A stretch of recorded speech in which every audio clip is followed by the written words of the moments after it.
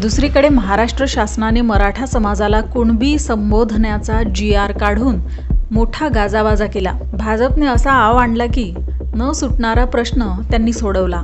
मात्र हा निर्णय गंडवणारा आणि फसवणारा आहे, अशी टीका वंचित बहुजन आघाडीचे राष्ट्रीय अध्यक्ष ॲडव्होकेट प्रकाश आंबेडकर यांनी केला। मुंबईत पत्रकार परिषदेत बोलताना ॲडव्होकेट आंबेडकर यांनी जगन्नाथ डी होल विरुद्ध महाराष्ट्र राज्य सरकार या प्रकरणातील मुंबई उच्च न्यायालयाचा निकाल उद्धृत केला। त्यांनी स्पष्ट केले की न्यायालयाने परिच्छेद 13 मध्ये म्हटले आहे की सर्व मराठा समाजाला कुणबी संबोधता येणार नाही।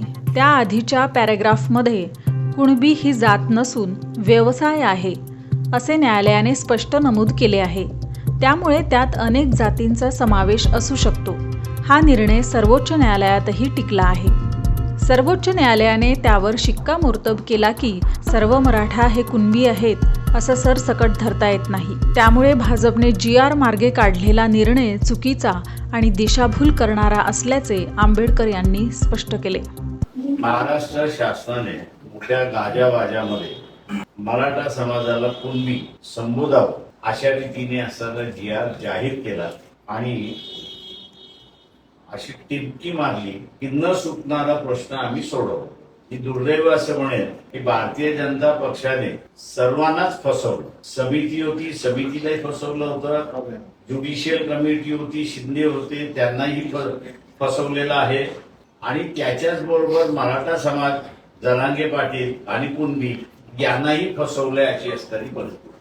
कोणाच्याच हाताला काही लागलं नाही अशी असणारी परिस्थिती। वंचित बहुजन आघाडीची जी भूमिका होती की ओबीसीचं आरक्षण ओबीसीलाच राहिलं पाहिजे आणि मराठा समाजाला आरक्षण द्यायचं असेल तर त्यांचं ताट हे वेगळं असलं पाहिजे, तरच मराठा समाजाला आरक्षण मिळू शकतं।